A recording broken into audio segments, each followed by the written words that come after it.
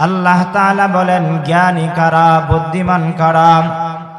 এই আয়াতের মধ্যে আল্লাহ তাআলা বলেন যারা দাঁড়ায়া দাঁড়ায়া আল্লাহকে স্মরণ করে, বসে বসে আল্লাহ পাককে স্মরণ করে, আল্লাহ পাকের জিকির করে, শায়িত অবস্থায় আল্লাহ তাআলাকে স্মরণ করে, আল্লাহ পাকের জিকির করে, ওই সমস্ত লোকদেরকে আমার আল্লাহ তাআলা জ্ঞানী বলেন, বুদ্ধিমান বলেন। আল্লাহ তাআলা বলেন ওই জ্ঞানী লোকরা আল্লাহ পাকের জিকির করে আর সাথে সাথে আল্লাহ তাআলার বানানো আসমানের দিকে তাকায়। আল্লাহর বানানো আসমানের মধ্যে হাজারো নিয়ামত দেখে। এই নিয়ামতগুলো দেখার পর বান্দার দৃষ্টিটা জমিনের দিকে দেয়। জমিনের মধ্যে হাজারো নিয়ামত আছে। এই হাজারো নিয়ামত দেখার পরে বান্দা ডাক দিয়া বলে, ও আসমানের মালিক, জমিনের মালিক আল্লাহ, আপনি আসমান অনর্থক বানান নাই, জমিন অনর্থক বানান নাই। এই কথা বলার পরে আল্লাহর বান্দা বুদ্ধিমান লোকটা একমাত্র আল্লাহ পাকের পুত পবিত্রতার কথা বর্ণনা করে ডাক দিয়া বলে সুবহানাক,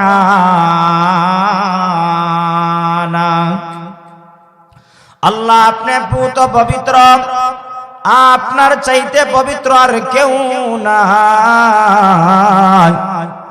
ও রব্বে কায়নাত, আপনি পবিত্র সত্তার কাছে আমাদের একটাই চাওয়া, একটাই দরখাস্ত, একটাই আবদার। সেই আবদারটা হলো গো মালিক, আপনি আমাদেরকে সুবহানাকা ফাকিনা আযাবান নার, জাহান্নাম থেকে আমাদেরকে বাঁচান, জাহান্নাম থেকে আমাদেরকে মুক্তি দিন। আজকের মাহফিল আমাদের জন্য, এই মাহফিলটা হলো জাহান্নাম থেকে মুক্তির একটা মাহফিল, করারের মাহফিল। যেই মাহফিলে আসার সাথে সাথে, বসার সাথে সাথে আল্লাহ পাক প্রত্যেকটা বান্দার সমস্ত সগীরা গুনাহ আল্লাহ মাফ করে। আমার আপনার গুনাহ আছে না নাই? আমাদের আপনার গুনার কোনো অভাব নাই। সারাদিন নেকি করতে পারি অথবা না পারি, গুনাহ করতে আমাদের কোনো অসুবিধা হয়। এজন্য গুনাহ থেকে আল্লাহ তাআলার কাছে পানা চাইতে হবে, জাহান্নাম থেকে মুক্তি চাইতে হবে, জাহান্নাম থেকে পানা চাইতে হবে। গুনাহ থেকে মুক্তি কারা চায়? জাহান্নাম থেকে মুক্তি কারা চায়? যারা আল্লাহকে বেশি বেশি স্মরণ করে, আল্লাহ পাকের জিকির করে, আল্লাহ তাআলার ইবাদত বন্দেগী যারা করে, তারাই আল্লাহ তাআলার কাছে অনুতপ্ত হইয়া জাহান্নাম থেকে মুক্তি চায়, জাহান্নাম থেকে মুক্তি চায়। আর আল্লাহর কাছে যারা জাহান্নাম থেকে মুক্তি চায়, আল্লাহ তাআলা তাদেরকে জাহান্নাম থেকে মুক্তি দিয়া তাদেরকে আল্লাহ তাআলা তাদের উপরে রাজি আর সন্তুষ্ট হইয়া জান্নাতের মেহমান বানায়া দেন। সুবহানাল্লাহ। আর কারা আল্লাহকে খুশি করে, আল্লাহ তাআলার কাছে অনুতপ্ত হয়? এক নম্বরে যারা ঈমানওয়ালা হয়, তারাই আল্লাহকে বেশি বেশি স্মরণ করে।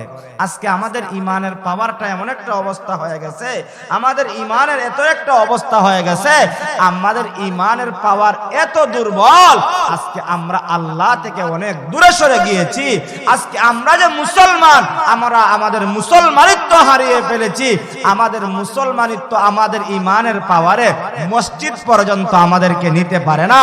এই যে কনকনে শীত আসছে, দেখবেন মসজিদের মধ্যে কনকনে শীতের মধ্যে ইমাম সাহেব আর মুয়াজ্জিন সাহেব ছাড়া কোনো মুসল্লি পাওয়া যায় না।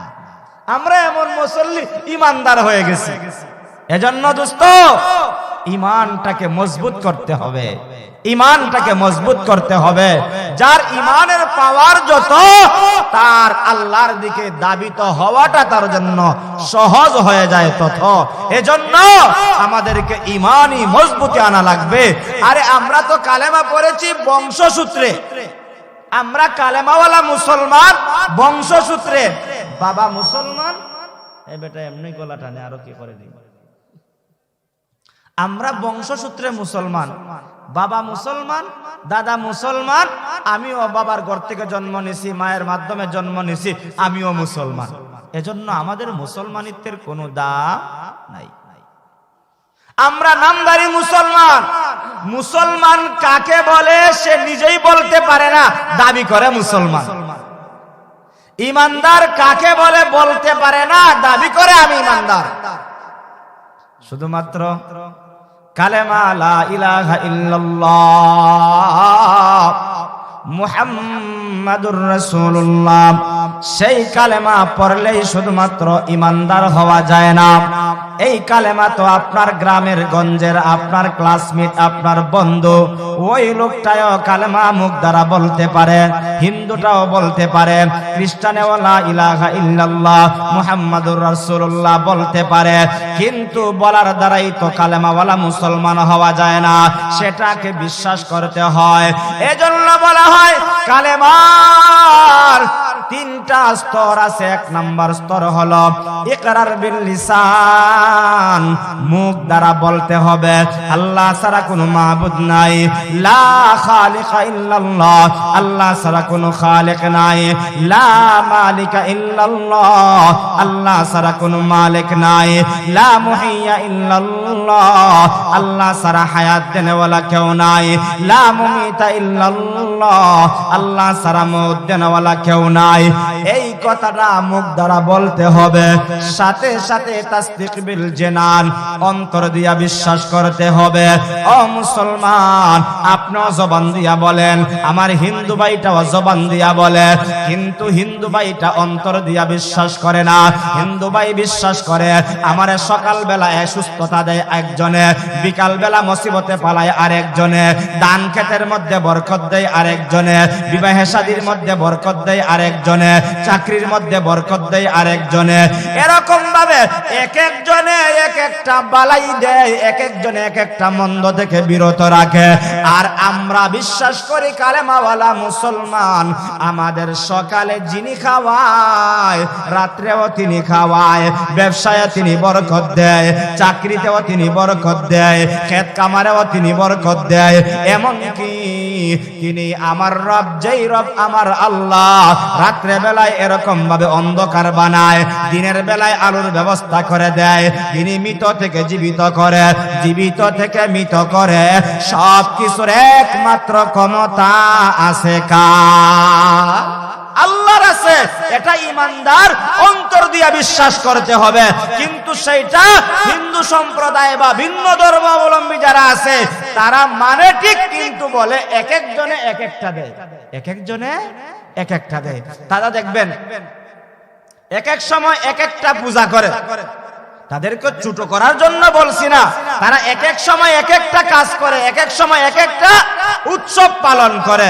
কিন্তু আমরা সব জায়গায় যেখানেই গিয়া স্মরণ করি কাকে? আল্লাহকে স্মরণ করি। এজন্য আমরা যে কালেমাওয়ালা মুসলমান হয়ে গেলাম, আমরা যে কালেমাওয়ালা মুসলমান দাবি করলাম, ও দোস্ত নিজেকে একবার প্রশ্ন করে দেখো, তুমি মুখ দ্বারা বললা বংশসূত্রে লা ইলাহা ইল্লাল্লাহ মুহাম্মাদুর রাসূলুল্লাহ, অন্তর দিয়া তুমি বিশ্বাস করছি কিনা? বিশ্বাস করলা প্রমাণ কি? তুমি তো দেখা যায় সকাল বেলা এক জায়গায় গিয়ে সিজদা করলা, বিকাল বেলা দেখা যায় আরেকজনের পায়ে গিয়ে সিজদা করলা। এরকম ভাবে এক এক সময় তুমিও দেখা যায় তোমার মাথাটা আরেক জায়গায় নত করো, আর তুমি ডাক দিয়া বলো না না আমার আল্লাহ খাওয়ায় ঠিক, কিন্তু তারপরেও কিন্তু বলে, কয় কিন্তু না না, আমার দৃঢ় বিশ্বাস থাকতে হবে আমার খাওয়ানেওয়ালা আমার আল্লাহ, আমার বাঁচানেওয়ালা আমার আল্লাহ, বিপদ থেকে মুক্তি দান করে আমার আল্লাহ, বিপদের মধ্যে পালায় আমার আল্লাহ, সুখ শান্তি দেয় আমার আল্লাহ, ধনী থেকে গরিব বানায় আল্লাহ, গরিব থেকে ধনী বানায় আল্লাহ, সব কিছু করেন একমাত্র আল্লাহ। সেই কথাটা ইমানদার বিশ্বাস করে। এই জন্য বলতে হয় কালেমার তিনটা স্তর। একটা হলো ইকরার বিল লিসান, জবান দিয়া বলা, 2 নম্বর হলো অন্তর দিয়া বিশ্বাস করা, 3 নাম্বার হলো আমালু বিল আরকান, কাজে কর্মে বাস্তবায়ন করা। কাজে কর্মে কেমনে আপনি বাস্তবায়ন করলেন?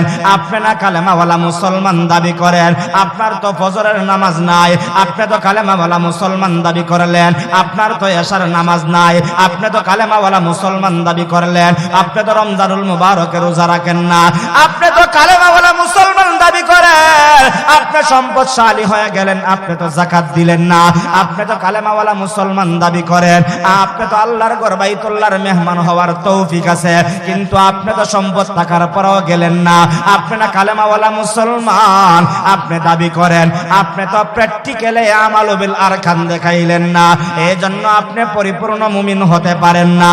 ও মুসলমান, পরিপূর্ণ মুমিন না হইলে আল্লাহর কাছ থেকে বাঁচা যাবে না। আল্লাহর কাছ থেকে বাঁচতে হলে রে মুমিন, কালেমাওয়ালা মুসলমান কালেমা মুখ দিয়া বলবে, অন্তর দিয়া বিশ্বাস করবে, আর কাজে কর্মে বাস্তবায়ন করাইয়া দেখাইবে।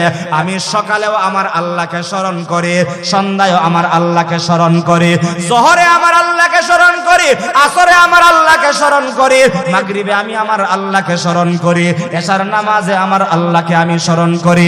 প্র্যাকটিক্যালি যে দেখাইতে পারবে সে কালেমাওয়ালা মুসলমান মুমিন হয়ে যাবে। আর একজন আদনা মুমিনকে আমার আল্লাহ এই দুনিয়ার 10টার সমান একটা জান্নাতের মালিক বানায়া দিবেন। সুবহানাল্লাহ। আচ্ছা, যেই কথাটা বললাম আপনি চিন্তা করে দেখেন, আমরাও তো কালেমা পারি, আমার হিন্দু ভাইটাও তো কালেমা পারে, কিন্তু কালেমাটা সে বিশ্বাস করে না। বিশ্বাস করে না মানে কি? সে অন্তর দিয়ে যদি বিশ্বাস করত তাহলে তার মূর্তিকে আল্লাহর অংশীদার করত না, তার তুলসী গাছকে আল্লাহর অংশীদার করত না, তার বিভিন্ন উপাসনালয়কে আল্লাহর সঙ্গে অংশীদার করত না। ইহুদিরা আল্লাহকে মানে কিন্তু আল্লাহর সঙ্গে হযরতে উযাইরকে আল্লাহর সমকক্ষ মনে করে, আল্লাহর পুত্র মনে করে। খ্রিস্টানরা আল্লাহকে মানে ঠিক, কিন্তু বলে কি যে আমরার হযরতে ঈসা নবী নাকি আল্লাহর পুত্র, আর হযরতে মরিয়ম নাকি আল্লাহর স্ত্রী। সবাই বলেন নাউজুবিল্লাহ। আর আমরা কি মনে করি? লা শারীকা লাহু।